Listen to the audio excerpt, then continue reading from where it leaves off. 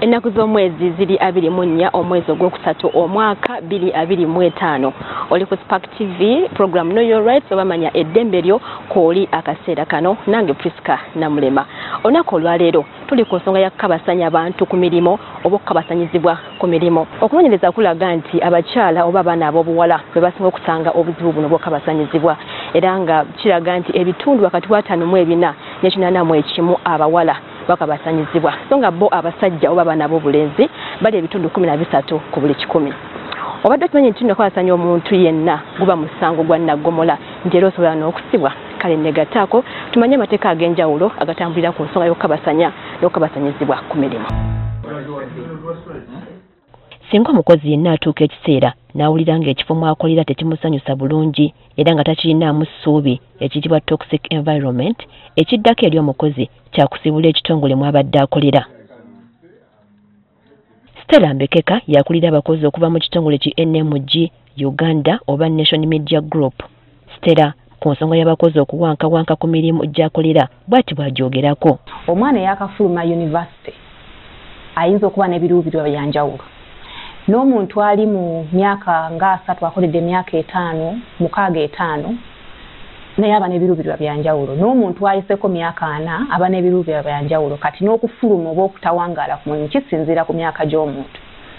Bw'oba wakafuluma ku university oba oyagala kugezesa buli kimu kubanga okyalina emyaka egikola ki egigezesa nogamba wano mukama wange sikolagana naye bulungi kankyuse ngende wooli oba wano tebansasula bulungi kangenda awalala oba wano abakozi sikolagana nabo bulungi kangenda awalala oba okyalina emyaka mingi egyokukola ki egyokugezesa so nga ate omuntu akozeeko emyaka ng'oba 5 10 waliwo byatunulira nga abiyiseemu nga bifuuse bya bulijjo nga tebikyasobola mutaataaganya gamba nti kanveewo naye ng'asala busazi magezi ngeri kigyagenda kwaŋŋanga bizibu ebyo asigalewo kubanga oba otegere nti ne gye ndaga kiyinza obutaba kyanjawulo nnyo beta okusigalawo enkola ki wendi so omwana yakafuma university bagamba eri birabika birungi. Mu nsi y'emirimu ebitongole bifuna abakozi okuva mu mawanga g'abantu ag'enjawulo n'empisa nga tezifaanagana.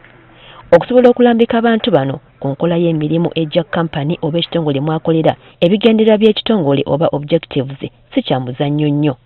Nti omuntu aba avudde wonna gy'avudde muba n'ekibagatta nga kiri kimu nti oba twogera olulimi lutya oba nze bwe nzirayo wange njogera luno olulimi oli n'ayogera luli tulina ekitugatta nga kye kimu kubanga ffena tusoma ekiwandiiko kye kimu. Ekiwandiiko ekyo kirambika okuva omukozi lw'alina okuyingira okutuusa lwakola ki lwafuluma ekitongole. Kirambika nti bwe mba njagala okuleeta abantu mu kitongole nina kuyita mu makubo ki. Bwe baba bazze nga maze okubaleeta nina kubayisa ntya mu ngeri z'okubasasulamu mu ngeri z'okubasomesaamu that is learning and development nti oyagala okubabangula mu bintu ebyenjawulo olina kugoberera mitendera ki olina bawa biki birungi ki nga benefits ng'oggyeko omusaala n'olambika bulungi nti kino nakino kwegamba edocument eyo eraga okuva omukozi lwayingidde okutuusa lwafuluma era ne bw'aba afuluma nina kugoberera mitendera ki. Ebiseera ebisinga abantu nga bafuluma abamu bafuluma kyeyagalire nti nfunye oba omulimu oba ntuuse emyaka egy'okuwummula oba nkooye njagala kufuluma n'agenda ng'akyeyagalidde. Waliwo ne betuforcinga obuforcinza okukola ki nti asindiikiriziddwa afulume. Ebyo byonna birambikibwa bulungi nti gino gy'emitendera bw'abanga agenda fuluma nga teyeeyagalidde tulina kuyita mu mutendera guno omuntu afulume.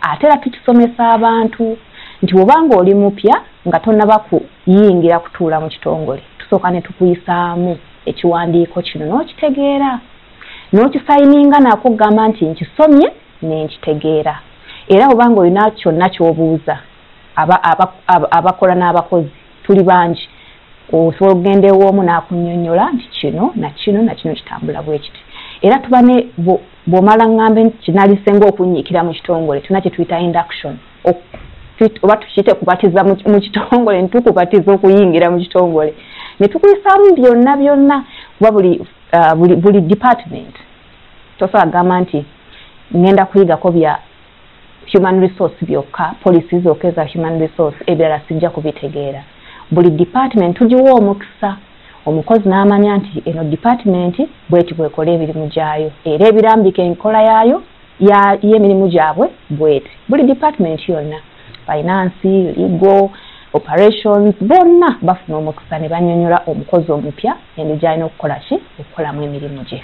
Sexual harassment yemu ku nkola ezivaako abakozi abamu okwetamwa emirimu era emizenga gino bwe gitandika okujja mu bitongole ng'abakozi abamu beemolera ku bakozi bannaabwe ensonga eno evaako abakozi abamu okwetamwa ne bakyawa emirimu.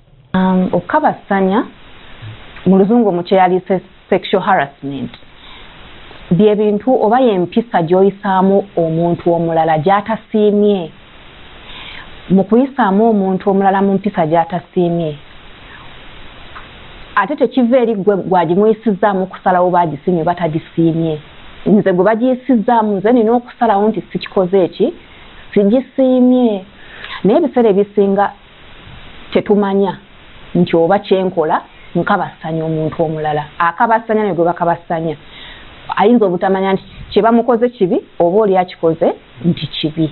Kati empisa gy'oyisaamu banno ng'oli tajaagadde kitwalise okukabasanya oba sexual harassment.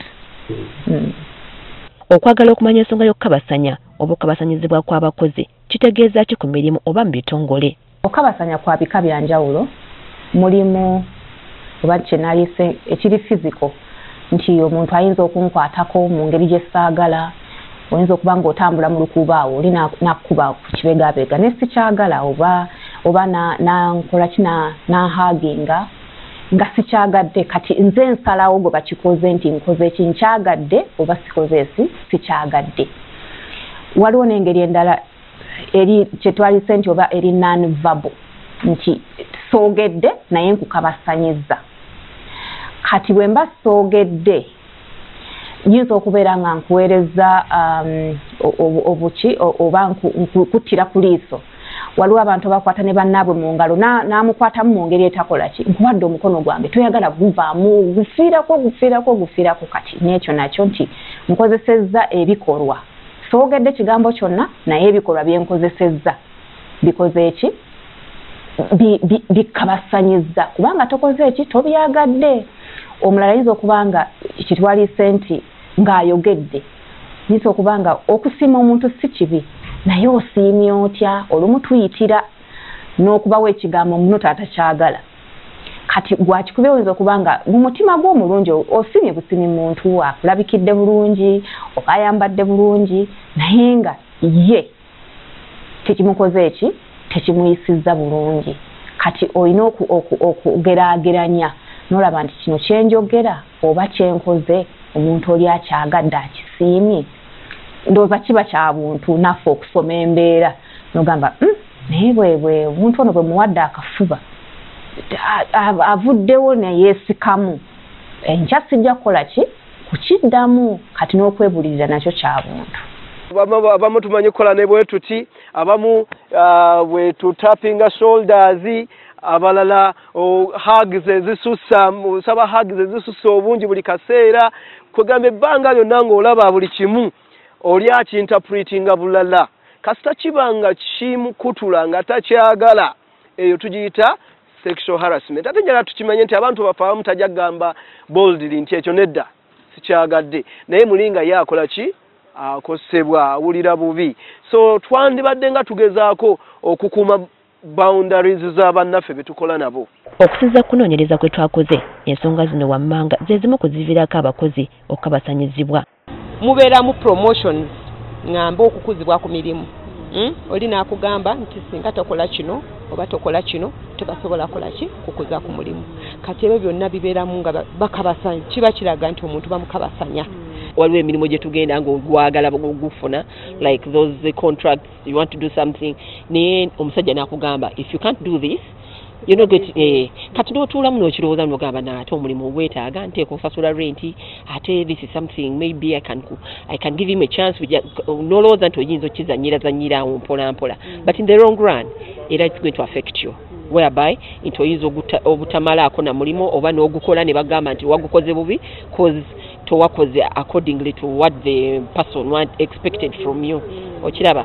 So harassment is all way sides. Era olaba abavubuka nga baharassing abawala n'osanga abakazi abalala ng'era they're also harassing the men.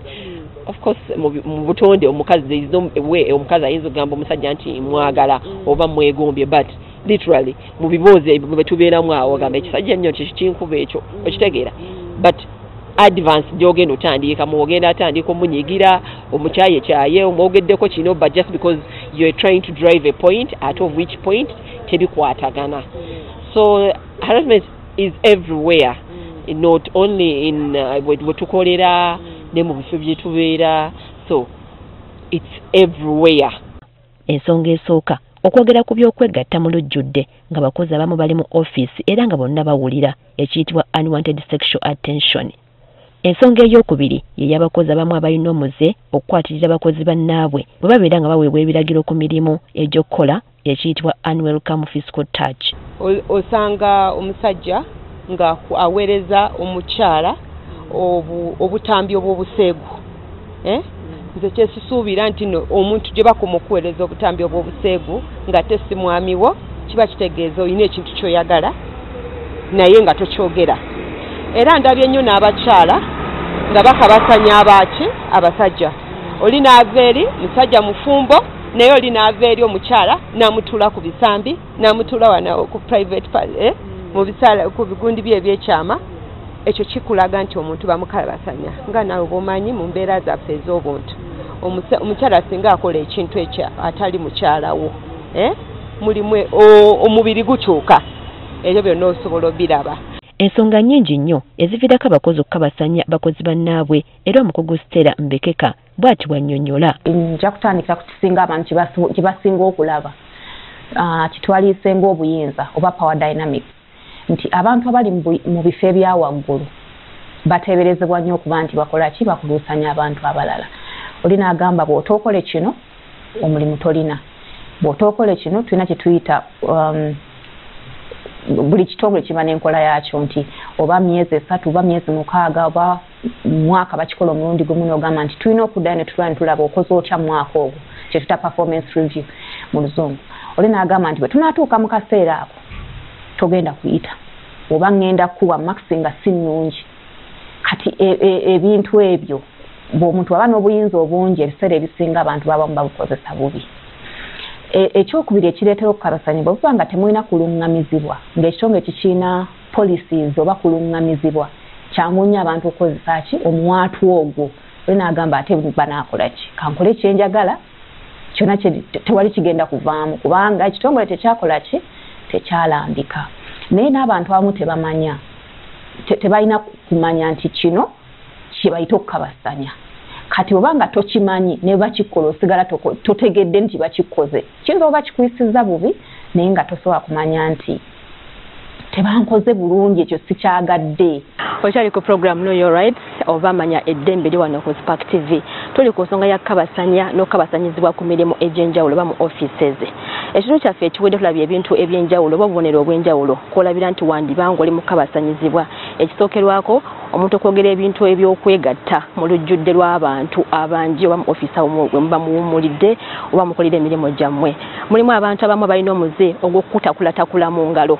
Abalala bamanyi nnyo okwogera ebigambo eby'ensimattu oba ebikunyiiza, okukwatirira oba okutigaatiga.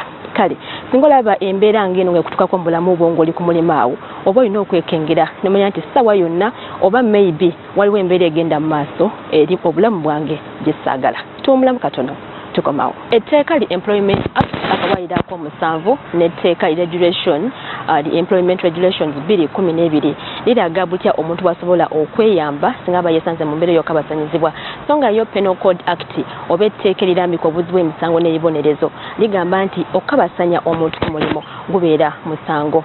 Nabwe kityo tugenda kumanya wa osobola okuddukira era osobola kuyambibwa otya singa weesanga mu mbeera ey'okukabasanyizibwa ku mulimu gy'okolera.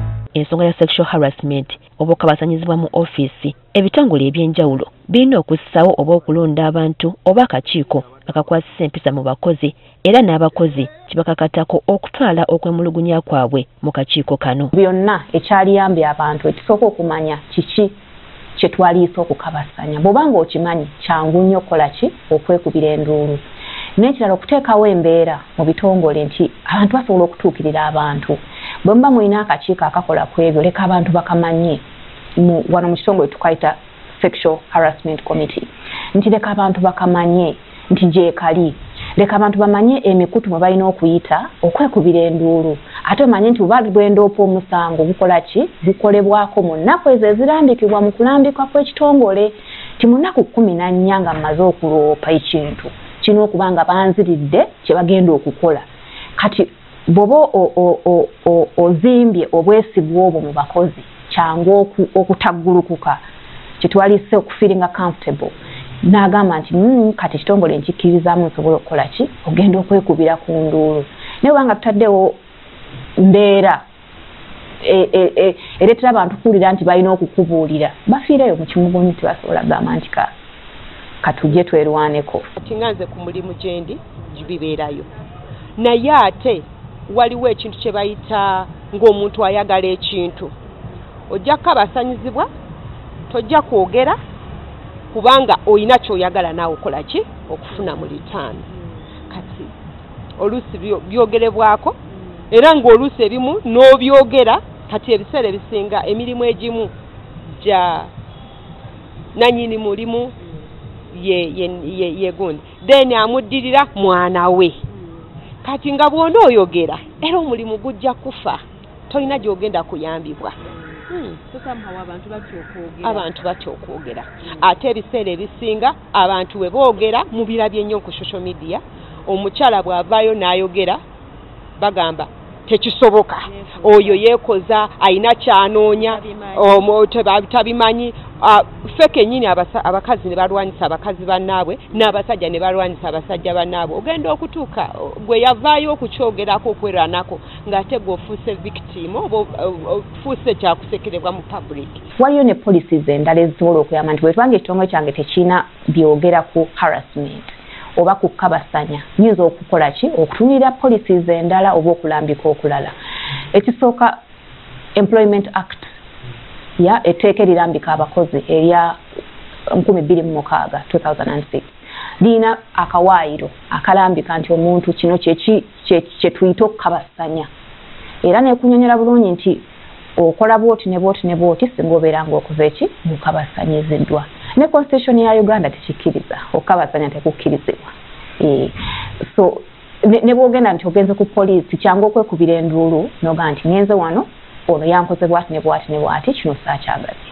So ekitongole kino kibanga tekirina kulambika kutuufu oyine okulambika okulala gy'oyinza okujja n'olambikibwa bulungi engeri gy'oyinza okukwatamu ensonga eyo. Empalana ku mirimu okuwaayiriza sako n'abakozi abamu okusojja abakozi abalala.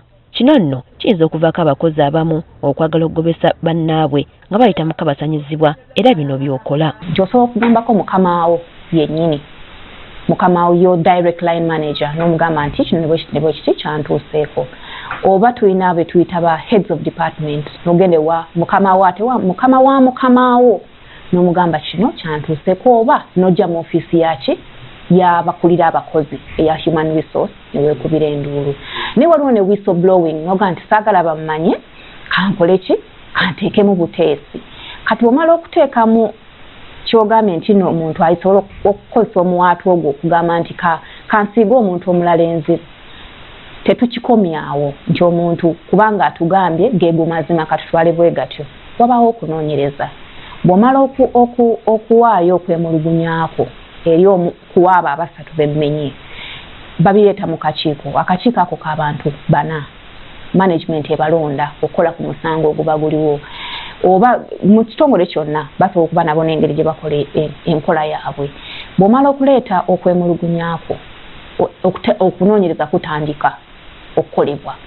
Mu kunoonyereza okwo buli muntu agibwako statement gwaloopye bakuggyako statement ne gwe baloopye ne bamuggyako statement.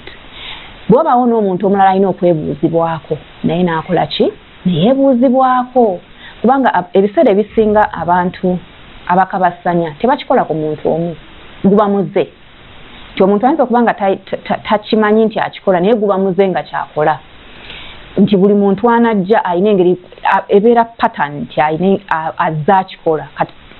ono yayinza okuba nga yavuddeyo n'aba n'obuvumu okola ki okulopa kati mu kunoonyereza kuno ebyo byonna bikola ki bivayo ne baga so wali ono yadde oli yamuloopye naye ne gundi yakyogerako bw'ati ne gundi yakyogera kati mu bujulizi obwo ne bakola ki akakiiko kano ne katuula ne kayita mu bujulizi obwo oli najja n'akola ki ne yennyonnyolako mu kunoonyereza okwo mwe musinziira okuba nti oba omuntu omusango gumusinze oba gumuse mu vi oba bagambye nti bamukoze eki bamuwaayiriza ebisobola okubaawo bye bino bayinza okukugoba nti ogenderawo oba baba nga tebakugobye nti tegubadde ebiseera ebisinga nti oba fizika gubadde nti omuntu abadde akozesa bigambo basobola omutuuza wansi ne bamukola ki ne bamubuulira ne bamugamba kino kyokola si kiki si kino kye tuyita caution oba ne bagamba nti weetondere oli nti mwetondere muki oli gw'obadde osobezza era n'okugamba nti ekyo sijja kukiddamu kukikola oba okukussa ku ddaala kitwalise demotion bakussaako ku ddaala okukusalako ku biki ku biwawaatiro n'okkakkanamu kuba ebiseera ebisinga n'abasinga beegoba nti bwe bamussa eddaala abatatawulira nti amaanyi bagamugjeeko abasinga beegoba so ebintu byanjawulo ebibeerawo singa abakozi benyigira mu kabasanya bannaabwe emirimu mu kitongole gisalikako n'obuweereza buyinza okkendeera era nga kino kiva ku muze gwa kabasanyizibwa mu bitongole nti abantu engeri gye baali bakolamu omutindo gugwa nti abantu abaali basanyuka okujja ku mirimu babeera tebakyakola ki tebakyasanyuka omanyi nga boogamba nti ne luno olukedde ngende nsinkana omusajja oyo oba omukazi oyo ate maybe kyetwerabidde tulowooza nti abasajja be basinga okukabasanya ti abasajja be bakabasanya abakazi naye okunoonyereza kulaga nti n'abasajja bakabasanya naye olw'embeera y'obuntu nti abantu banaagamba batya abasajja be basinga okukola ki okusirika n'agamba kansirika naye nga nabo babakabasanya especially abantu nti omuntu ali ku ddaala lya wagguluko oli agamba munange okuuma omulimu ate n'alopa mukama wange nti ankabasanya ngamba sigala nga wano nga banno bagenze n'osigala mu bugubi naye ng'okoze eki ng'osigadde omutindo gw'ebyokola omutindo bantu bakola kukola ki gukka n'embeera z'abantu zoonooneka abantu abaali abasanyufu olaba ekiseera nga abantu bakolera mu kutya omuntu akolera mu kutya kati embeera y'obulamu bw'omuntu naye ina engeri gyekola ki gyekosebwamu nti abantu be walina bw'ojja wano bakusanyukira naki ogenda okulaba nga abantu buli lw'otuuka abo babeera mu mbeera gye balimu ng'omuntu akola ki tavaamu bulungi era eyo harassment bwejja ku mulimu bwebanga bakukozesa oba togenda mmalako you either going to decide to leave or you're going to give in because there are two things kata naawe bw'obeera mu mbeera nga ya mbi ogamba why ate nze anaaba asoose sinza asoose and nobody is going to know of course it's going to be between you and the boss kubanga oba whoever that person is naye ate jjukira it does not give you a guarantee nti ogenda kubeera on that job forever era bajja kikola nabo bakugobe baleete omulala okuganza ku mirimu si mpisa ya bugunjufu era ebitongole ebisinga obungi tebikiriziganya na nkola eno ey'abakozi okuganza bakozi bannaabwe ebiseera ebisinga kitta enkolagana ku mirimu kitta enkolagana kivuga nti ebitongole ebisinga neokuba nga si kabasanya nti abantu bali mu mukwano ogwa ddala tebatera kukyencouraginga nti abantu babeere nga mu bitongole nga bakola ki beera kuba kissa omutindo nti ebiseera ebisinga mutandika bulungi timutandise muli ku peegi y'emu naye gye biggwera eyo olaba omuntu gwe mbadde ndaba nga ate bw'atunulira omuwala oli ndaba nga alinga amutunulira obulungi ennyo ate atalinze kati ne kireetawo embeera etali nnungi bad blood mu bakozi kati kyoba nti ebitongole ebisinga tebitera kukola kiwagira nti mweyagale mu kitongole naye ng'ate tetusobola kijjawo olw'ensonga abantu bakola essaawa nnyingi nga bali bonna abakozi okwekwana si musango era HR wa NMG agamba nti ddembe lyabwe bange okuganza munno ku mulimu kati wano tuli mawulire nti omuntu ajja ku ssaawa 2 n'afuluma newsroom ssaawa 5 omusuubira afune baawa kitegeeza abantu abamwetoolodde bajja okukola ki okufunamu omuntu so ekyo si kibi naye kyetulambika nti bw'obeera mu mbeera eyo yogera mu luzungu kyetuyita declare conflict of interest nti HR gitegeeze nti nze ne gundi tulina ki enkolagana naye si nkolagana ya ku level ya kola ki ya kwekwana kubanga leero osobola okugamba ono ne mutakkiriziganya ntya n'omuleka onootugamba bameka kati nawe olina okugyamu ekyala ng'okakasizza nti omuntu ono tugenda kutambula ffenna yogera nti kiba kibayambako nti nammwe muba nga mubadde mukola ffenna lemise tuli ba reporter tetukolera mu mbeera y'emu kubanga kigenda kwonoona omulimu gwe tukola ki gwe tukola either obaga nti nze reportingira Spark TV olejja ku reportingira ki NTV twena deployed eno olejja ne mukama wammwe abakulira ajja kumanya engeri y'okukola ki yobbakwata musokwekwana ku mulimu si kibi tulaba abantu bangi ne mu kitongole muno tulina abantu bangi nga mwami na mukyala ate nga beefunira mu mawulire so si kibi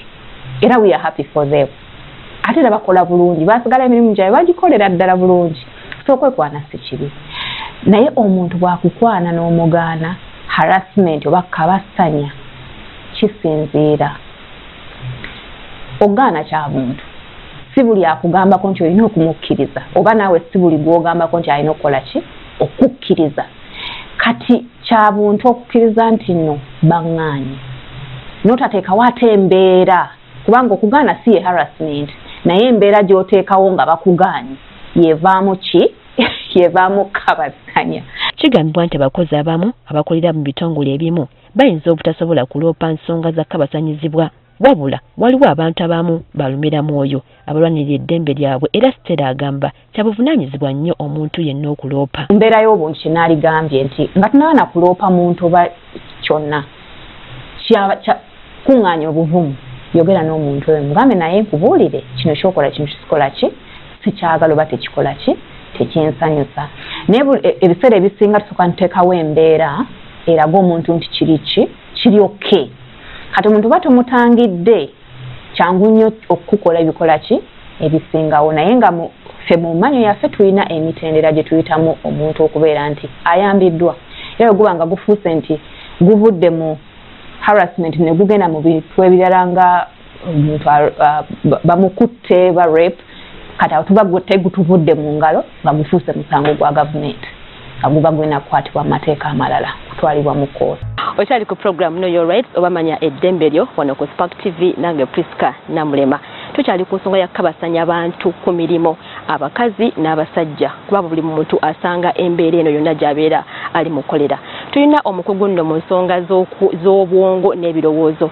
era nga musawo omutendeke ayitibwa Ronald Sazi agenda kutubuuliramuko omuntu akosebwa atya obwongo singa yesanze mu mbeera ey'okabasanyizibwa era asobola kujjanjabibwa atya ne malwaliro agenda ogasobola okugendamu okuwona embeera gy'aba atuusiddwako olw'okuyita mu kabasanyizibwa okwawukanako n'omukugu gwe tulabye mu kitundu kyaffe ekisoose Ronald Sazi agamba nti okukabasanya mu bitongole ne ofiisi kizibu ky'amaanyi agamba nti era kireetera endwadde z'obwongo ezitagambika era ng'ezimu ku zo azirambika bulungi ecological omuntu agenda kwesanga nga takyaperforminga nga bwe yali aperforminga kubanga aina psychological torture ekisooka sexual harassment ereeta endwadde nga depression ereeta stress ereeta PTSD post traumatic stress disorder nisanga omuntu ddala ali wansi kakati omuntu amaze okubeera nga atulugunyizibwa oba akosebwa mu mbeera bwetyo tasobola kuperforminga ku mulimo agenda kutandika okubeera nga ali absent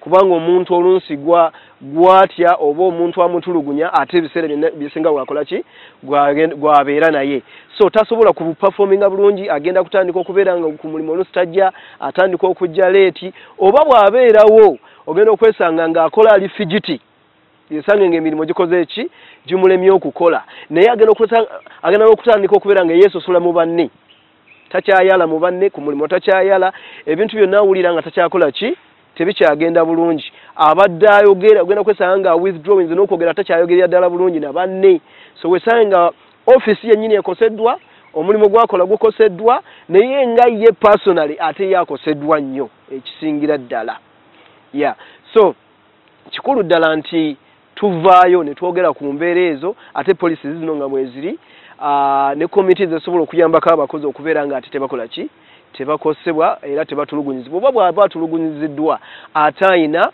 obuyambi bwakola ki bwasobola okuyambibwamu ekyo no kindeetera okwogera ku mbeera eno nti mu mirimu gye tukolera ate tetwetaaga kuteekawo buteesi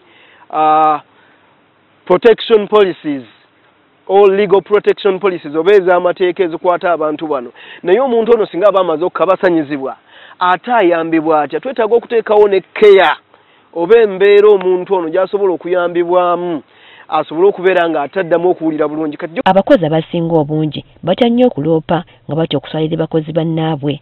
Kino nno kizibu ky'amaanyi nnyo. Nogamba bwe naayogera abantu ensi eno endaba etyaza omukazi omukulu ndyoke ntandika okwogera nti bwenti ne bwenti kati n'otya nogamba nti nja kutya okuswala kankole ki kankimire kino kankole ki kankireke kikiyitewo naye n'olumu I think ekigaana abantu abalala okuloopa nti batya obutabakkiririzaamu nti okujjako ng'olina obujulizi obumala biri ogamba nti omuntu yampeerezaawo bumeseji yampeereza ebifaananyi byempulira nti bintyoboola bw'oba tolina bujulizi ogamba nti bwe naaloopa tebajja kukola ki kunzikiririzaamu ebiseera ebimu abantu ne bakola ki ne basirika naye n'olumu nti abantu abamu tebalina bukugu bumala nti tebasirikira byama nti nzije ne nkugamba ekintu kyange nti sewaali tampisizza bulungi mu kino mu kifo ky'okukwata ensonga mu ngeri ya kisajja kikulu ngenda okufulumanga n'abali ebweru bonna bakola ki bati Katonda agamba bwe kinantuukako kankole ki kansirike kansirike naye ate n'ekirala era abamu batya okwogera olwa stigma bagenda kukiwulira kitya bano bagenda kundaba batya so naye sanga nga takoze eki tayogedde naye ate kikulu nnyo tugambye nti waliwo amateeka agakola ki agafuga embeera eyo so mu kifo ky'okutya obutya ate n'obeera nga gw'otulugunyizibwa obulamu bwo bugenda kukosebwa nnyo bw'ovaayo n'oyogera newankubadde onaani boosi osobola okukola ki okuyambibwa tugambye nti buli ekifo ekikolebwamu kiteekwa okubaamu amateeka ago agakola ki agafuga abantu abo ate tegafuga gwe weka gafuga ne boosi wo so boldness eyo n'assertiveness eyo kuyambako okuvaayo n'oyogera kiba kikulu. Abakozi abasajja oyinza okugamba nti bekizibu kino kibalese ebbali omukogo mu kujjanjaba agamba nti abasajja n'abavubuka nabo ensonga eno tebataliza bangi bakabasanyizibwa naye nagambye nti aba percentages ezisinga z'abakyala naye n'abaami bakabasanyizibwa era kyebiri so n'omwami kyamagezi okubeera nga ate naawe bw'olaba nga kikoze eki kisusse naawe weekubira enduulu n'oyogera n'olaba nga kino kiraka kikoze eki kisusseewo siyina kubeera bwe nti so si byabakyala bokka n'abaami ate n'abalenzi eyo osanga omulenzi nga ono omuwala akoze eki amwesibyeko ali bw'ati buli kyetwandiyiseewo okubeera nga obsessive advances buli kaseera onajja stalking olina ku stalking nga tulina n'enjogera nka stalking ako kwegamba stalking eyo esusse nayo sexual harassment kasi omulenzi kasi togiraba nga kiri bwe kityo omumanya nti nno kino kikola ki kinzijje kindeetera obuzibu era weekubira enduulu yogera. Naye n'abasajja ku mirimu bakabasanyizibwa naye nga oluusi mwe mulowooza ebiseera ebisinga tulowooza ffe tubeera nnyo nga twedifendinga nti abakyala ffe tukabasanyizibwa nedda n'abasajja bakabasanyizibwa ku mirimu gye babeera naye olw'okuba oluusi ebiseera ebisinga teboogera naye ng'ate ffe oluusi ng'abakazi abakyala basinga babikola. Gwe nnyabo oba ssebo singa weesanga mu mbeera ey'okukabasanyizibwa oba nga gwe akabasanya banno bino nno wammanga by'olina okukola okusobola okuvvuunuka ekizibu kino. Tugambye nti amateeka gyegali naye bw'olaba nga w'okulya tegagenda kubeera enforced tegajja kukolebwako ate osobola okwekubira enduulu ki ewalala ebitongole ebirala gyebiri ebisobola okubeera nga bikola ki biyambako waliyo gender based violence organizations ezisobola okubeera nga nazo zikuyambako naye n'ekirala kye nandyagadde okugattako nga tumaliriza ekikulu ddala nti embeera eno kasita emala okutuukako ate ekosa nnyo obwongo bwo okusinga engeri gyekosa ebintu ebirala byonna ogenda kwesanga ng'ofuna embeera ey'ennyiike ogenda kwesanga ng'ofuna kituyita stress ogenda kwesanga ng'ofuna PTSD ogenda kwesanga ng'ate oluusi ofuna n'okukosebwa ddala mu bwongo obwo okw'amaanyi kakati kye nandyagadde okugattako kye kino nti bw'oba otuuse mu mbeera eyo n'olabanga embeera ekutuuseeko tokyasobola kukola mirimu gyo bulungi, otandise okubeera nga weeyabula mu bantu, enkwataganayo n'abantu tekyali oke, otandise okubeera nga owalana genders ezimu, aba abasajja tobaagala olw'embeera eno ekutuuseeko. Kya makulu ddala era kya mugaso ate obeere nga onoonya okuyambibwa okwa professional asobola okuyambako mu mbeera eyo ey'obwongo bwo, osobola okubeera nga oddamu okubeera nga ate okola bulungi. Kye twandiyise psychotherapy, okubeera nga obudaabudibwa okulaba nga ovuunuka embeera eyo kuba emaze okukosa. Kati weetaaga okubudaabudibwa oddemu okubeera nga owulira bulungi ate n'okusobola okubeera nga oddamu okukola emirimu gyo nga bw'okola ki bwe wali ogikola. Ebiseera ebisinga bwe tubeera ku mirimu towekkiririzaamu nga gw'olowooza omulimu gw'oliko gwegwo gwokka tosobola kufuna mulimu mulala.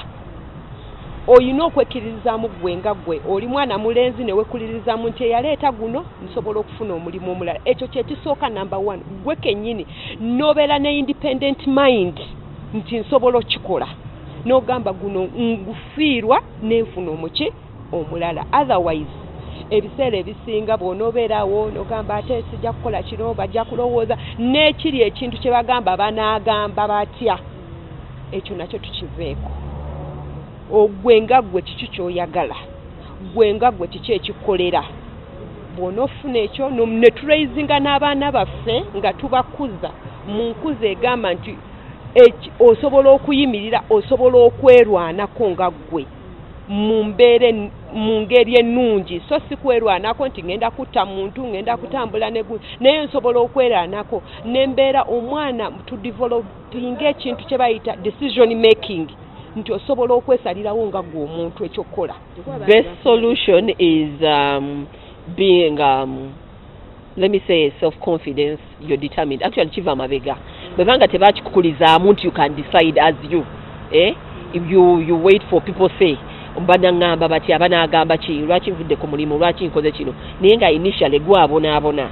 So if you have that confidence in you n'ogamba I can do without this, I can go on, or I can talk about this. Let me be an example to bring out this. This is happening in this place. Of course, definitely bagenda kwetika buli omu abamu be abakiyitamu ne batakyogerako bajja tandika ogamba you think you're the only one going through this. We have gone through that and we are surviving. Kati gwe weefuula nti oliho linnyo nnyo biki bwe wabige. Sometimes those, you know, those ebigambo ebyo bikosa nnyo. Of course, kubanga people say yekyali mu society yaffe abantu bakoze with that people say banandaba batya banagamba batya gundi bwe naba sirina mulimu ngenda tandikirawa kano ke kalimu ke nakafuna nkakwatanga akasuwa okitegeera. So ebintu ebyo binatuvaamu n'obeera nga you have that self-respect, confidence. I can do this. Then I think that will help a lot. And n'abaana betukuza right now, I hope they give them that confidence. Let them not over-rely on people. Let them know that they can make a choice on their own, and let them know that it begins with you. It starts with you, not anybody else. Obadde ku program Know Your Rights obamanya eddembe lyo wano ku Spark TV nange Priska Namulema. Tubadde ku nsonga ya kabasanya abantu ku mirimu gye bakolera mu offices ez'enjawulo. Sabbiiti ejja tugenda kudda n'ensonga y'emu tukanga ku lunaku olwo tugenda kuba ne bannamateeka ab'enjawulo abategeera ensonga z'okukabasanya abantu. Etteeka ligamba ki era omuntu asobola kwerwanako atya n'akozesa amateeka ag'enjawulo. Badde Priska Namulema bagaliza akaseera akalungi.